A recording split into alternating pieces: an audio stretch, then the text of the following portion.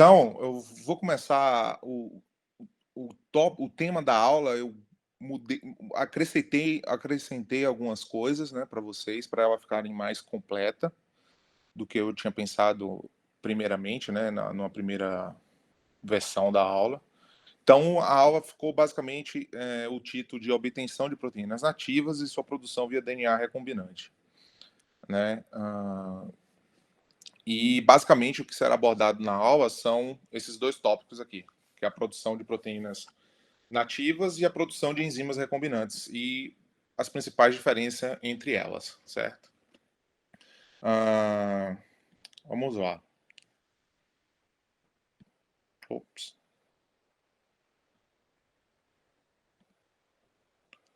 Uou. A animação não funciona, é isso mesmo, gente? Acho que deveria funcionar, viu? Porque é Não do tá seu funcionando. computador, né? Na verdade. Estranho. Porque aqui você só está compartilhando a tela, né? Mas o que É, acontece aí no seu deveria funcionar. verdade. Era para estar funcionando sim. Bom, eu vou tentar. Se não tiver, eu retiro. Ah,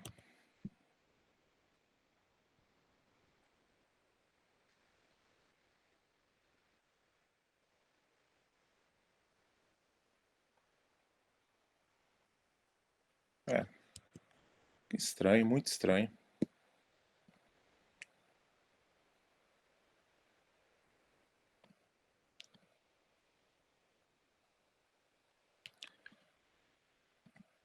Então, retomando, vamos continuar. Vou falar basicamente de duas formas de a gente obter proteínas para estudos em bioquímica, né?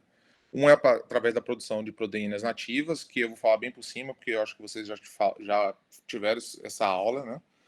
E depois a gente vai entrar mais a fundo na produção de enzimas recombinantes. Bom, as fontes proteicas é basicamente qualquer organismo ou célula viva, ou até mesmo vírus, né? Então a gente consegue extrair proteína praticamente de todo o material que possui proteína em abundância, né? Tanto como tecidos moles, tecidos mais esponjosos, né? Tecidos duros, que é o caso aqui de sementes, né? E também tecidos de tecidos líquidos, né? Que no caso o sangue pode ser uma hemolinfa de inseto. Então, basicamente, a gente consegue extrair proteínas nativas, né? Ou seja, o que está ocorrendo no organismo de praticamente qualquer tipo de tecido ou órgão, né? Ou até do organismo inteiro. Então, qual é a estratégia geral, né, para a obtenção dessas proteínas nativas, né, no organismo? Primeiro é a coleta da célula, né, ou do tecido, do órgão ou do organismo inteiro. Então, no meu caso, eu trabalho com insetos, eu consigo coletar um inseto e coletar a proteína dele inteira, né? Depois do passo 1, né, a gente vem ao passo de extração da proteína nativa e o passo de separação ou purificação da proteína alvo que a gente quer, né? Bom, quanto à coleta da célula, não existe um método, não existe método, você coleta do jeito que você pode, né? Você pode coletar o organismo em campo, você pode fazer uma cultura de células, você pode tirar um pedaço de um tecido ou de um órgão, ou tirar um pedaço ou tirar o órgão inteiro de um organismo, e existem vários métodos de você fazer isso que eu não vou abordar aqui. Porém, eu vou abordar coisas específicas sobre a extração e sobre a separação ou purificação dessas proteínas, né, nativas. Então, para a extração, primeiro a gente vai obter sempre num processo de extração um extrato bruto, né? Ou um lisado de proteína, que a gente chama. Então você pode chamar essa método de extração a fase de obtenção de um extrato bruto, né? Ou de um lisado bruto, né? De proteínas daquele tecido, organismo ou células. O principal método usado hoje em dia é a lise mecânica, ou seja, você tem uma quebra daquele material na presença de um tampão, de uma solução tampão, que vocês já viram em aula também. E como exemplo aqui, eu posso extrair proteínas de uma folha usando um cadinho, né? Tá aqui. ou posso extrair de as proteínas que estão na carne, né, através de um mixer de laboratório, não um mixer de cozinha, mas serve também. E também eu posso extrair através de um processo de sonicação, né, que eu vou introduzir aqui no líquido, no caso aqui são microalgas, um tubo de ensaio contendo microalgas. Eu vou introduzir uma onda sonora aqui, isso vai romper as células e vai me fazer uma lise mecânica, né? Uma outra forma de você obter um extrato bruto, né? Desculpa. E aqui eu vou dar só um exemplo, né? Que é um exemplo que é bastante abordado em alguns livros didáticos. Você tem aqui um pedaço do tecido do fígado, que você macera, né, esse pistão rotativo, né? E você desmancha esse hepatócito, né? O qual vai liberar tanto proteínas e organelas nesse tampão, né? E por diferentes. E aí você pega esse material e centrifuga. E por diferenças de velocidade na centrifugação, você consegue separar por densidade, né, diversas partes da célula. E você também consegue separar usando centrifugação com alta rotação, né, de 300 mil G, que você usa em ultracentrífugas. Você consegue até isolar ribossomos, né, ou no caso aqui em 100 mil G, você consegue também isolar microsomas que contêm proteínas dentro, né? Então é uma forma de você separar de forma física esse material, ou mecânico, né? A outra forma de você obter um extrato bruto é você fazer uma lise orgânica, né? Ou seja, você tem um solvente orgânico e mais um tampão, né? E essa combinação você pode conter diferentes concentrações de sais, você pode ter enzimas específicas e você pode ter detergentes não desnaturantes, né? Ou seja, são detergentes que não vão denaturar a sua proteína. Você pode usar detergentes que denaturem sua proteína caso você não queira fazer atividade biológica com ela, né? Se você quer manter a atividade biológica da proteína, você vai usar um detergente não denaturante. Esse detergente vai romper a membrana plasmática e vai liberar esse material, né? Essa proteína. Como exemplo aqui, eu trouxe a extração de uma proteína de gengibre, né? Que a proteína chama zingimbaína, é uma protease. Então você tem o material do gengibre aqui, né? Misturado, né? Com um tampão contendo sulfato de amônio e T-butanol. Então, depois de um tempo, você tem uma separação de fases.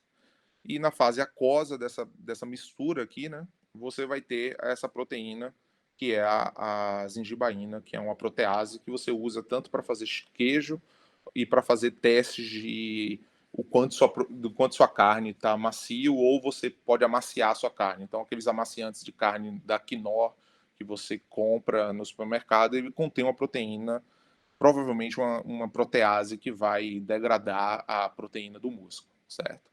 Então, existem essas duas formas, basicamente, de você extrair proteínas nativas de um organismo.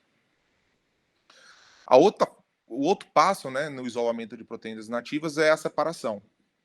Essa separação pode ser por cromatografia, que vocês já viram também na aula anterior, eu acho. Então, você tem vários tipos de cromatografia. Aqui a gente está mostrando só um equipamento que a gente usa no laboratório para fazer a cromatografia em coluna, né? Então, aqui a gente tem aqui colunas de exclusão molecular. Você pode pegar aquele extrato bruto, né, que estava lá já com as proteínas, e colocar nessa coluna de geofiltração, e ela vai separar as proteínas por base no seu tamanho, o seu peso molecular, né? Uma outra forma é você fazer uma diálise, né? Você pode usar...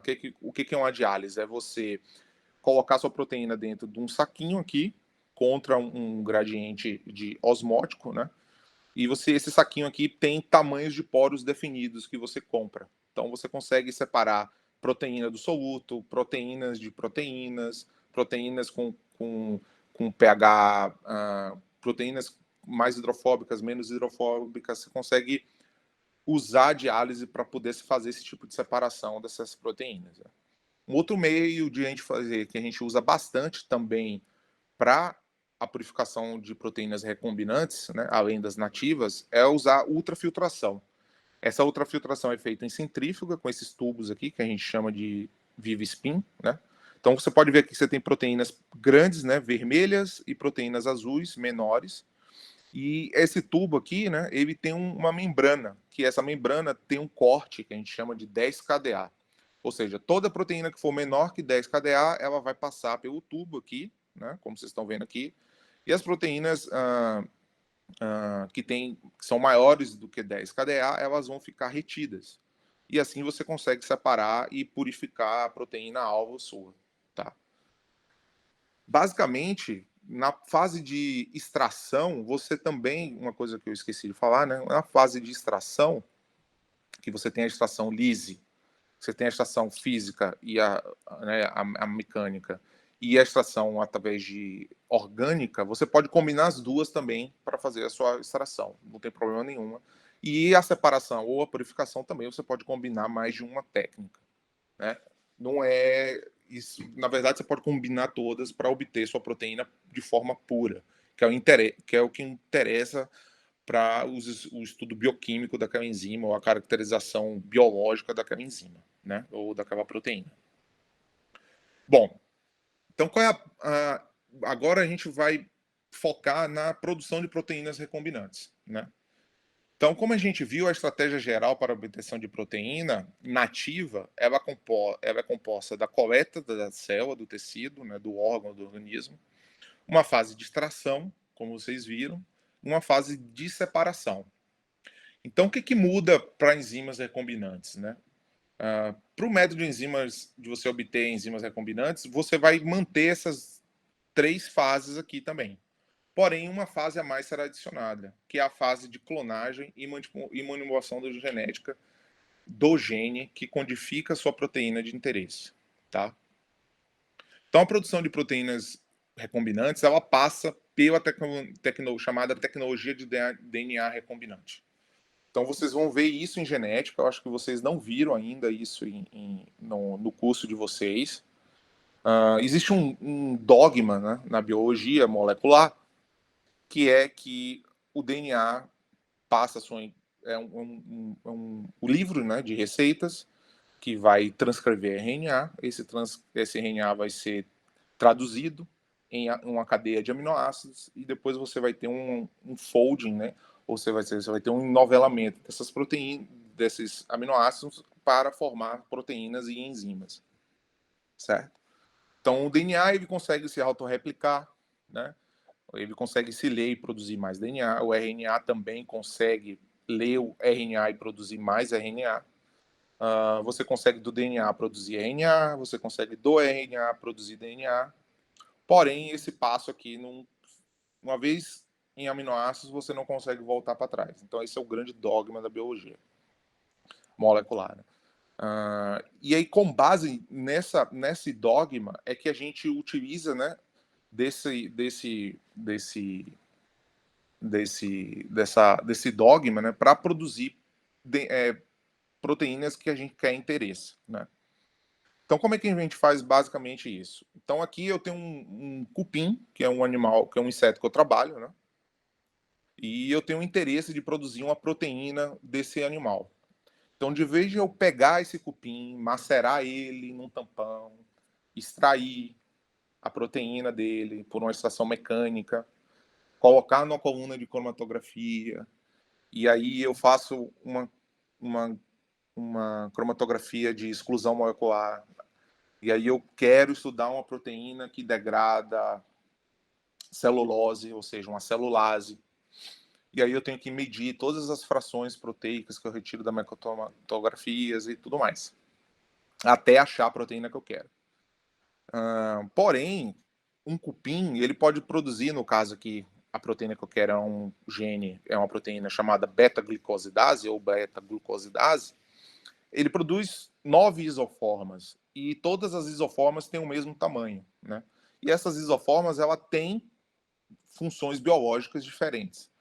Então, se eu estou usando se eu estou utilizando-se de coletar proteína nativa, eu não vou conseguir de forma nenhuma separar essas isoformas dessas proteínas. Ô, João, Opa, dá um toquezinho neles. O que é uma mesoforma? tá. Por exemplo, uma isoforma de uma proteína, ela pode ser um exemplo, numa beta-glicosidase, você tem o mesmo gene, né? Você pode ter um gene da beta-glicosidase homozigoto, né? Ou seja, você tem duas cópias iguais, você pode ter uma cópia que tem uma coisa diferente, ou seja, um heterozigoto, né? E cada uma dessas, tanto o gene, né, o gene que seria a azão e o gene azinho para a beta-glicosidase, né? Eles podem ter isoformas diferentes, ou seja, eles podem ter aminoácidos diferentes na sua composição, em trechos específicos da proteína, né? E elas mantêm, a proteína mantém o mesmo tamanho. Então, uma isoforma da mesma beta-glicosidase, ela pode ter uma atividade maior para um substrato e a outra isoforma ser menor para o substrato. Isso não quer dizer também que a isoforma A ou a isoforma B é uma melhor que a outra. Ela tem funções biológicas diferentes, né? Então, isoformas de proteínas são basicamente a mesma proteína com pequenas modificações, né? Mutações nela, ou seja, você tem trocas de aminoácidos nessas proteínas que vão provavelmente ter fenótipos diferentes, certo? Ou podem ser ao acaso, pode ser somente fruto de deriva genética. E você tem isoformas, ou seja, você identifica geneticamente essas isoformas, né? Só que ela às vezes tem a mesma função biológica, ou seja, a outra função biológica que ela está ali podendo fazer, ela também não está fazendo ainda. Então, basicamente, isso que são isoformas de uma mesma proteína, tá? Podem ter isoformas que tenham tamanhos diferentes? Podem ter, sim. Isso também é comum. Pode acontecer. Não é uma regra. Na biologia, eu gosto de dizer que não tem muita. As exceções não são regras, né? Então, e por aí você consegue ver a plasticidade dos organismos, porque você tem várias isoformas de uma mesma proteína, que elas podem fazer coisas diferentes, ou podem fazer a mesma coisa, né? Ou a gente também não sabe as coisas diferentes, né, que ela faz. Por exemplo, eu vou dar um exemplo. O gene para beta-glicosidase de cupim, como eu falei, são 9, né? Um desses genes em cupim, uma dessas isoformas, a gente sabe que para uma espécie de cupim, ele é um ferormônio, ele não é um gene que vai atuar na celulose, certo? Ele é um ferormônio que é usado para o macho reconhecer fêmeas, entendeu? É só um exemplo. A gente chama de neofêmea A, no caso, mas seria uma beta-glicosidase 6, entendeu? Mas é o mesmo gene para os dois, tem o mesmo promotor, praticamente a mesma sequência, mas tem essa isoforma diferente, tá bom? Então, basicamente, é isso que é isoformas de proteína. Então, continuando, por exemplo, eu preciso produzir o gene para a beta-glicosidase de cupim, né? Como é que eu vou fazer isso de forma recombinante, né? Então, primeiro eu tenho que ter o genoma do animal, né? Ou o transcriptoma desse organismo que codifica o gene que eu quero estudar, certo? Então, a primeira coisa que eu tenho que fazer é isolar o gene. Por quais formas? Eu posso pegar o DNA desse cupim, cortar ele com enzimas com nucleases, né? E selecionar o gene que eu quero, tá? Ou a forma que a gente faz no laboratório hoje, que é o mais certo. Como a gente já tem um genoma, a gente identifica o gene no seu genoma, desenha oligonucleotídeos ou primers, e por uma reação de PCR a gente consegue amplificar a versão do gene que a gente quer, certo? E a gente sequencia esse gene para ter certeza se é a isoforma que a gente quer mesmo, tá? E aí a gente tem esse gene isolado do animal ou do tecido que a gente está estudando. No caso aqui, o cupim. E aí, como é que é? O que é o DNA recombinante? A gente vai recombinar, ou seja, a gente vai juntar esse DNA a um outro tipo de DNA que é de uma outra espécie, né? Ou de um outro vetor, né? De um outro hospedeiro. No caso aqui, a tecnologia do DNA recombinante ele vai utilizar trechos. A gente vai não utilizar trechos, a gente vai utilizar de plasmídeos bacterianos, que são DNA extracromossomal de bactérias, né? Existem também plasmídios em leveduras, né, que também são, ou seja, seriam em eucariotos. E a gente consegue isolar esse plasmídio e a gente consegue abrir esse plasmídio com as mesmas sequências que a gente cortou o nosso gene. Então a gente isola o plasmídio, certo? A gente trata com a mesma enzima a nuclease que a gente cortou o nosso gene aqui para criar essas pontas. A gente vai abrir o plasmídio e a gente vai colar essa parte nessa parte daqui do plasmídio, certo? Porque eles têm regiões que são homólogas, não, são regiões similares, e a gente usa uma enzima depois que vai colar isso aqui, essas duas pontas do DNA, tá? Então isso é a tecnologia do DNA recombinante. E aí a gente tem aqui um plasmídio recombinante contendo o DNA da bactéria, né, em azul, e o gene para beta-glicosidase do cupim. E a gente pega esse material aqui, ou construção, que a gente usa o termo construção, e a gente coloca dentro de uma bactéria. Para quê? Para ela replicar isso em alta quantidade, ou seja, ela vai clonar esse material aqui em altíssima cópia, né? E a gente vai usar depois esse plasmídio para poder transformar em uma outra célula de produção de proteína recombinante, tá?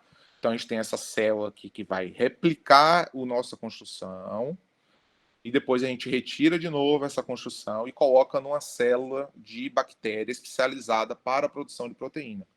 Então a gente tem uma célula apropriada, uma célula de Escherichia coli, né? No caso, apropriada para fazer a replicação desse material, e uma célula diferente para poder fazer a produção da proteína, certo? Então aqui a gente tem no final uma célula bacteriana contendo um gene codante para uma beta-glicosidade de cupim. Então a gente tem uma bactéria aqui dita transgênica, né? Com um DNA externo, ou seja, de um cupim, né? E ela vai poder replicar isso e fazer várias cópias desse material. Então, isso é a tecnologia do DNA recombinante. É você retirar um gene que você tem interesse em estudar de um organismo e colocar ele numa bactéria ou numa levedura para ele poder replicar isso várias vezes, tá bom? E como é que a gente aproveita isso? E aí, aproveitando disso, a gente consegue fazer a proteína recombinante, a gente consegue produzir ela de forma abundante. Então, vamos conversar mais agora sobre essa tecnologia do DNA recombinante. Tem umas coisas que é legal vocês aprenderem sobre, né? Primeiro, por que produzir enzimas recombinantes? Bom, eu já falei bastante coisa aqui também, por quê, né? Mas vamos dar alguns exemplos, né? Então, por exemplo, eu quero produzir a isoforma correta da proteína, ou eu quero produzir subunidades de uma proteína. Ou seja, a gente sabe que uma proteína ou uma enzima, ela pode ser composta de mais de uma unidade, tá? E aí, como exemplo, eu trouxe aqui a RNA polimerase do SARS-CoV-2, tá, gente?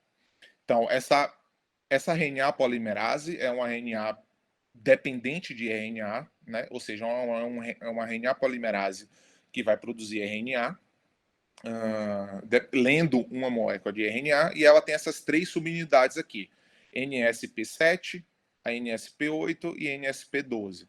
Então, isso aqui é um gel de eletroforese que vocês viram na última aula, e vocês podem ver que cada subunidade dessa tem um tamanho diferente, né?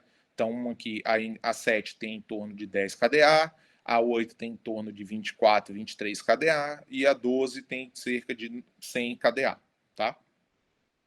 Então, para que eu quero essa proteína? Eu quero conduzir estudos de atividade de cinética enzimática dela.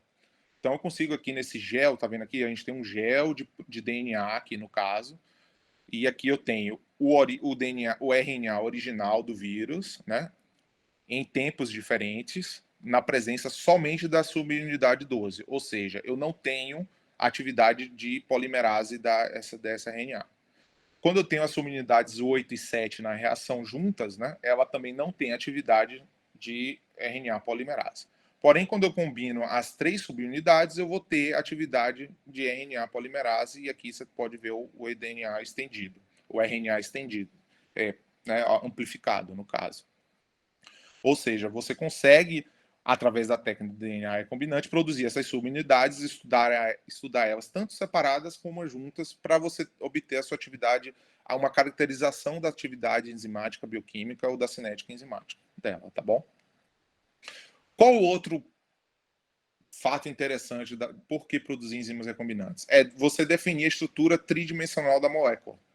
Então, através por ensaios que a gente chama de cristalografia de proteínas, ou seja, você vai criar um cristal da sua proteína, aí você vai difratar esse cristal numa fonte de luz e você vai conseguir fazer a estrutura tridimensional dessa proteína, certo?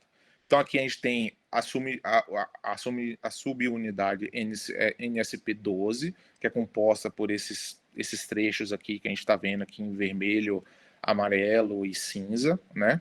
Você tem a subunidade 6 que está aqui dentro, certo? Dessa região, que formam o sítio ativo, tá bom? E você tem a região 8, que é uma extensão que está aqui, NSP8. E por que eu preciso definir a estrutura tridimensional dessa proteína, né? Porque, por exemplo, nesse caso aqui, essa área aqui que a gente está vendo, que é o sítio ativo da proteína, ela vai interagir, né, com o substrato. No caso aqui, o substrato é o próprio RNA. Né? Então, eu consigo fazer o estudo de interações físicas e químicas com outras biomoléculas.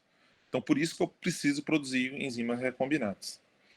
E outra coisa interessante, óbvio, que falando de SARS-CoV-2, a gente precisa produzir um fármaco que iniba, né, essa enzima em específico. Né? E assim a gente consegue inibir a replicação do vírus. Tá? Ou eu posso também produzir uma outra proteína, né? Não uma proteína, por exemplo. Tem gente que tem intolerância à lactose. Então você vai na farmácia hoje, você pode comprar uns sachês de lactase, que é uma enzima que quebra a lactose, né? E essas enzimas são produzidas de forma recombinante, tá? São fungos que produzem essa proteína, você purifica de forma com padrão para consumo humano, farmacêutico, né? E você vende na farmácia como um suplemento alimentar para as pessoas que têm intolerância à lactose, tá bom? Alguma pergunta até agora? João, tô pedindo para eles colocarem aqui no chat se eles quiserem perguntar. Tá. Aí eu vou lendo para você, mas falei que eles podem também abrir o microfone e perguntar direto, né? Isso. Mas por enquanto acho que tá tranquilo aqui. Mas pessoal, sintam-se à vontade para perguntar se precisa. Vocês perguntem a hora que vocês quiserem. Bom, e continuando aqui, né? Quais são os tipos de produção de proteína recombinante? Então, isso é uma coisa bem específica da área de produção de enzimas recombinantes. Nós temos aqui o doador da sequência-alvo, né, um E. coli, e a gente tem aqui um outro doador de sequência-alvo, no caso o cupim. Tá? Quando eu pego um trecho do DNA da E. coli, né, e eu transformo e eu coloco dentro de uma mesma E. coli ou de uma outra E. coli, né, para produzir uma proteína de E. coli, eu tenho um caso no qual o produtor é igual ao doador, ou seja, eu tenho uma chamada expressão homóloga, ou seja, é uma proteína recombinante feita através de uma expressão homóloga. Ou seja, isso é um jargão da área de produção de enzimas recombinantes.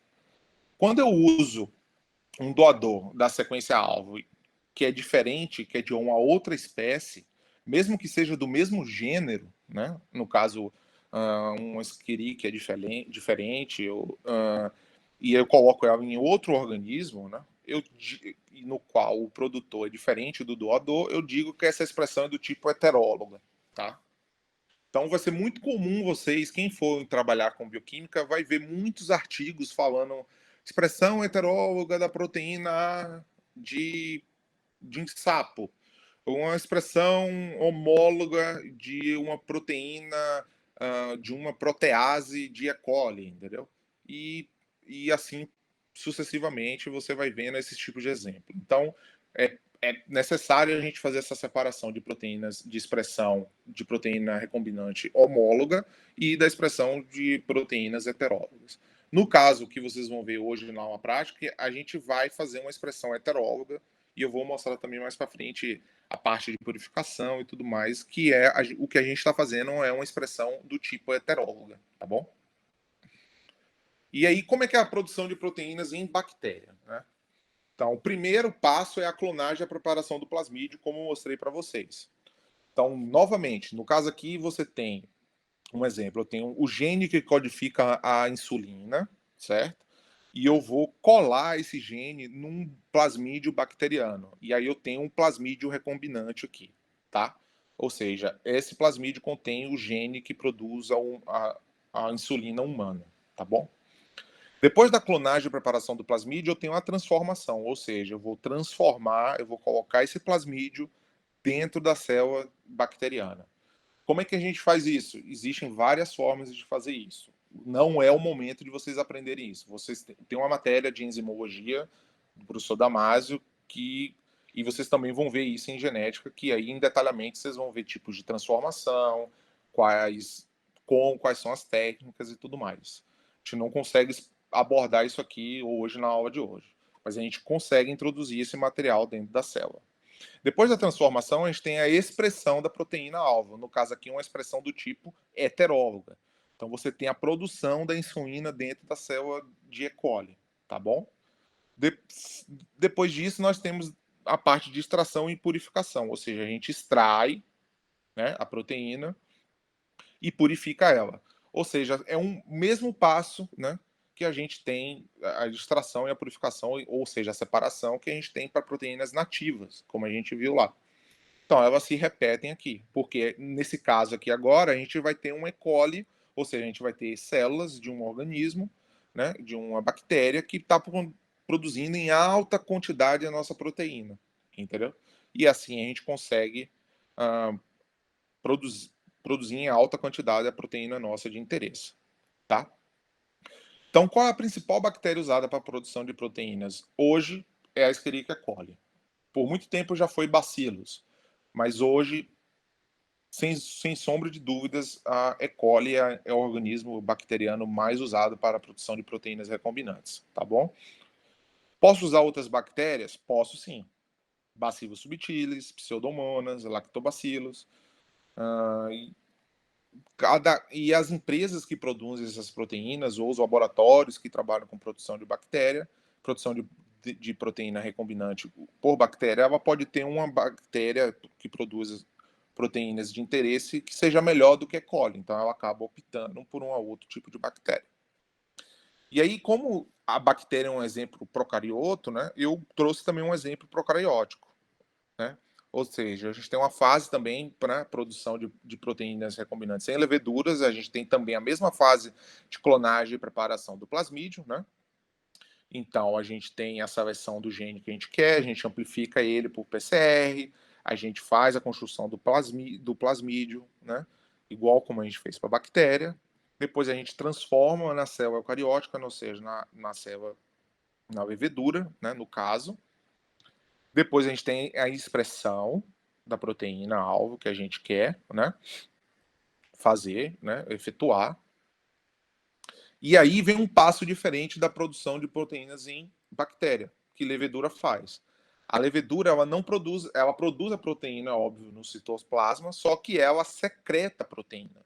Então, essa é uma diferença entre a produção de proteínas em leveduras da produção de proteínas em bactéria.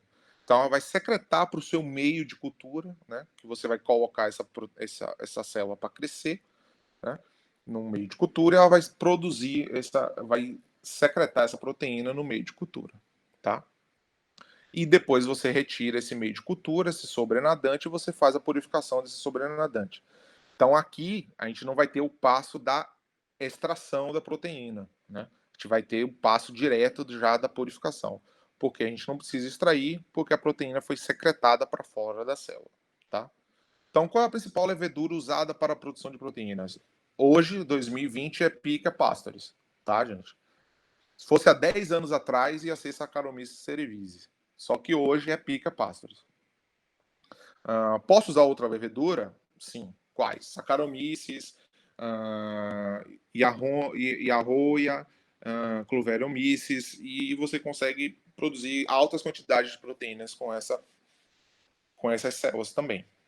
Uma coisa que a bactéria não faz e que a levedura faz, por ser eucarioto, é uma modificação pós-traducional que é a glicosilação, tá, gente? Vocês estão vendo aqui, ó. A, a levedura ela vai conseguir glicosilar sua proteína.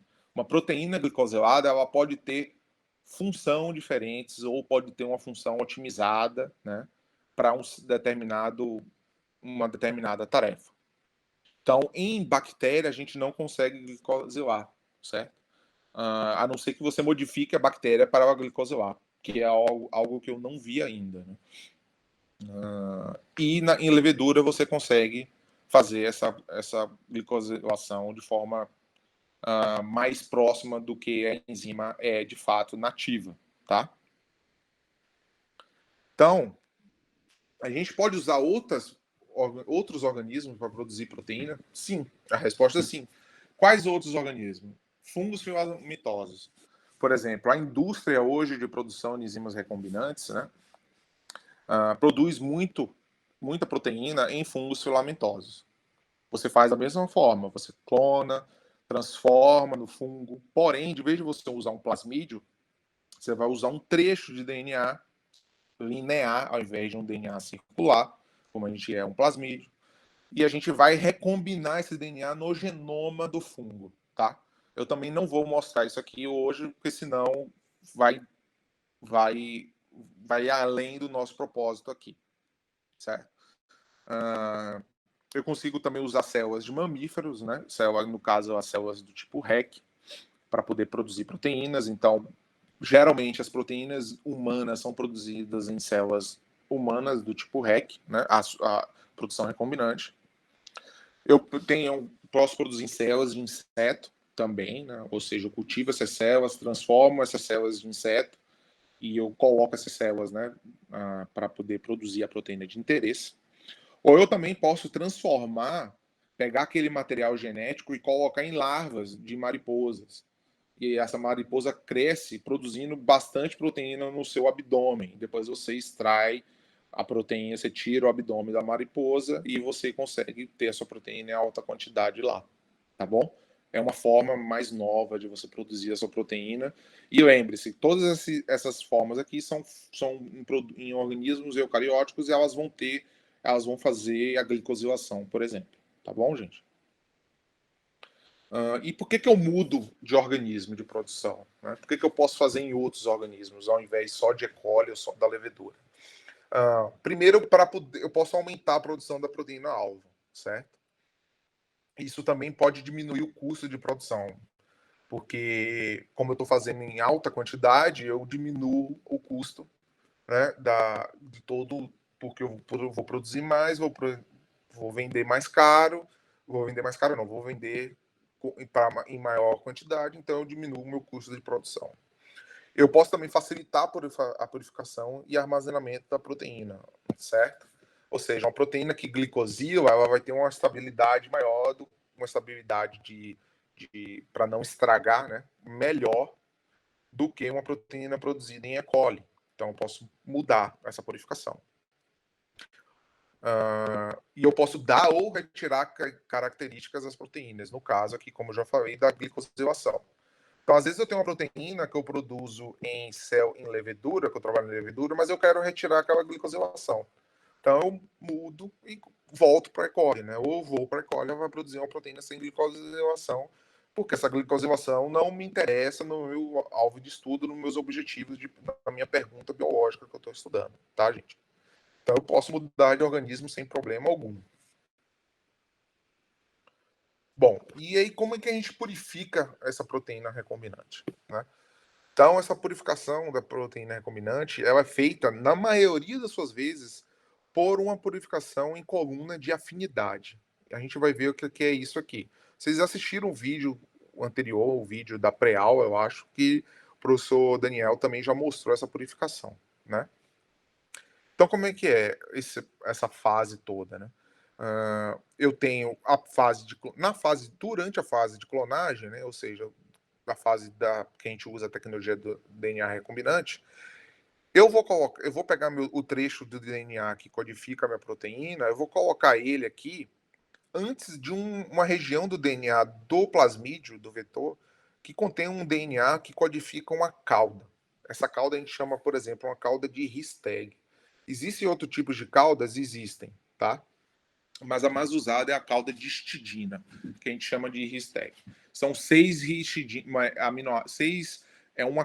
um trecho de DNA que vai codificar 6 aminoácidos histidinas, um seguido do outro, tá bom, gente? Seguido do stop codon, que é os top de terminação de tradução, tá? E aí eu ligo no vetor o meu DNA, ou seja, eu peguei o meu DNA externo, coloco no vetor que está aqui em cinza e a nossa proteína, né, a sequência que codifica a nossa proteína, ela vai ser seguida depois de uma cauda de histidina.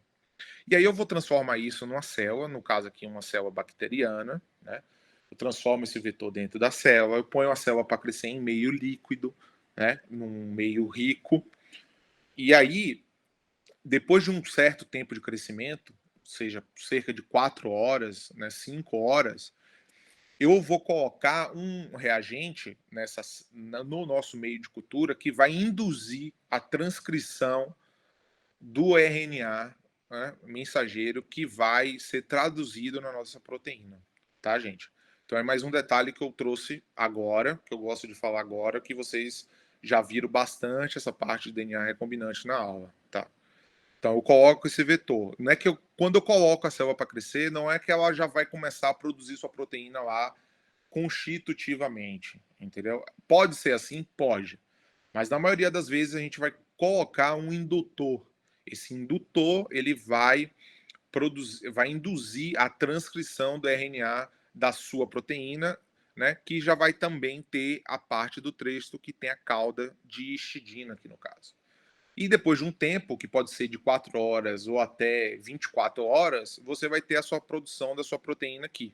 No caso, você tem aqui proteínas verdes e azuis que são da própria E. coli, e você tem a nossa proteína aqui, laranja, né? Com a cauda, ou seja, vocês podem ver aqui que tem um trechinho que está verde, cana, amarela, que é a cauda de histidina. E aí, o que a gente vai fazer? A gente vai recolher essa célula, certo? A gente vai centrifugar o nosso meio de cultura, contendo a célula e a proteína dentro, no citoplasma da E. coli. A gente vai extrair essa proteína. Então, a gente vai usar uma extração mecânica, né? E também um tampão de lise orgânica, contendo enzimas para quebrar a parede celular da E. coli. E essa proteína, ela vai ficar de forma livre no sobrenadante, ou seja, a gente vai ter um lisado ou um extrato bruto de E. coli contendo a sua proteína de interesse recombinante que está ligado a uma cauda, tá? E aí a gente vai colocar esse lisado dentro de uma coluna de níquel, que é um metal. Esse metal, os aminoácidos de histidina, né, que formam essa cauda, ele tem uma grande afinidade por metais. Então essa coluna geralmente ou é de níquel ou é de cobalto, tá bom, gente? E aí o que vai fazer? O que vai acontecer? Esse material aqui a gente vai colocar ele as proteínas verdes e azuis elas vão passar e vão, né, cair aqui dentro do nosso Becker. E as proteínas que estão com a cauda de histidina, eles vão se ligar na coluna, porque essa coluna tem o material níquel dentro dela, tá bom? Depois, como é que a gente desliga ela? Então a gente pega esse material que está aqui, a gente joga fora ou a gente guarda, né? A gente põe um recipiente novo e a gente joga uma substância chamada imidazol. Esse imidazol vai competir pelo níquel na coluna, ou seja, ele vai se ligar ao níquel e vai deslocar a sua proteína para fora da coluna e você consegue purificar ela de forma quase pura. Tá bom, gente? Então você tem a sua proteína recombinante com a cauda pura aqui no seu recipiente para você poder fazer o que você todos os seus objetivos de caracterização, tanto, né, de estrutura, de bioquímica, ou ser um produto, entendeu? No caso da lactase, como eu citei, você vai ter sua proteína pura, tá bom? Então, basicamente, isso é a produção de DNA recombinante. E aí eu trouxe uns exemplos aqui.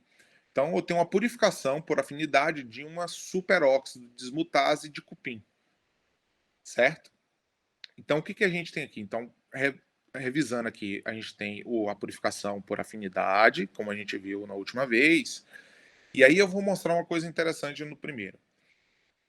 Lembra que eu falei para vocês que eu cresço a minha célula por 4 horas, depois eu induzo, eu coloco um reagente que vai produzir o RNA mensageiro da minha proteína recombinante para poder ser traduzido, certo? Então, no caso dessa superóxido dismutase, ela tem em torno, aqui, ela tem em torno, essa proteína, de 17 kilodaltons, tá? 17 mil daltons, né, essa proteína. Então a gente tem aqui um marcador para 15 mil daltons, um marcador de proteína. Isso é um gel, um SDS PAGE, que vocês viram na última aula, né? Então aqui a gente tem um tempo zero, ou seja, a gente tem aqui células, né? A gente tem um gel de proteína de E. coli, né? Ou seja, essa linha aqui tem proteínas citoplasmáticas de E. coli no tempo zero, ou seja, antes de eu induzir a produção da minha proteína recombinante, e depois de 24 horas eu tenho essa banda aqui, que é a minha proteína recombinante de interesse. Tá bom, gente? Então, esse tempo zero, tempo 24. Depois que eu chego no tempo 24 horas, eu liso a célula, tanto mecanicamente como organicamente, né, por método orgânico, ou seja, eu tenho uma fase de extração da proteína, eu tenho a formação do extrato bruto, né, e depois eu tenho a purificação por afinidade, aqui no caso. Então, eu tenho o lisado de E. coli, o extrato bruto de E. coli aqui cheio de proteína, tá bom, gente? Nessa linha aqui, tá? Aqui a gente tem um marcador de 15, KDA. Nessa fase aqui, a gente tem essas outras proteínas aqui, que é Luíro, que não é a nossa de interesse, elas estão todas aqui, tá vendo? Então aqui o lisado bruto, aí eu pego esse lisado bruto aqui, eu coloquei na proteína, passou várias proteínas, certo? Que saíram aqui, né? Isso aqui eu lavo várias vezes, eu passo tampão aqui para deixar bem limpo, e depois eu coloco imidazol e eu eluo a minha proteína recombinante. Aqui é a superóxido dismutase do cupim. Então eu tenho desse extrato bruto inteiro que eu tinha, ou seja, ela estava em pouquinha quantidade aqui no extrato bruto, tá vendo? Quando eu luí tudo de uma vez que estava preso na coluna aqui, eu tenho ela em alta concentração e eu tenho ela praticamente quase pura nessas últimas canaletas aqui, né? Ou seja, nessas duas linhas do gel de SDS, a gente tem ela praticamente pura, tá bom? E assim eu produzi uma superóxido dismutase, que é uma enzima, né, que desmuta o peróxido de hidrogênio, né, de forma quase que pura, tá? Só que ela não está totalmente pura, eu preciso de mais um passo de purificação, certo? E a gente pode mudar esse método de purificação da proteína alvo recombinante? Pode, né? E a gente pode, o que a gente faz no laboratório é combinar mais do que um passo de purificação por cromatografia. E também a gente faz diálise, como eu mostrei, e também a gente também faz aquela ultrafiltração, certo? Para a gente obter um alto grau de pureza da nossa proteína recombinante. Então, quais são os outros tipos de cromatografia que a gente mais usa? A exclusão molecular, né? Você já viu purificação de proteínas na aula anterior. Você também pode usar a cromatografia de troca iônica. Quando é que a gente usa essa cromatografia de troca iônica? Quando a gente não usa a cauda de histidina, como eu mostrei lá. Muitas vezes você produz a proteína, muitas vezes não, em certos casos você produz a proteína sem cauda nenhuma, né? E aí o primeiro passo, de vez de você fazer uma cromatografia de afinidade, você faz uma cromatografia de ânions, né? Ou você também pode fazer uma cromatografia de troca hidrofóbica, tá? Eu não vou entrar em detalhes porque vocês já tiveram essa aula, tá bom? Bom, era isso que eu tinha para falar para vocês.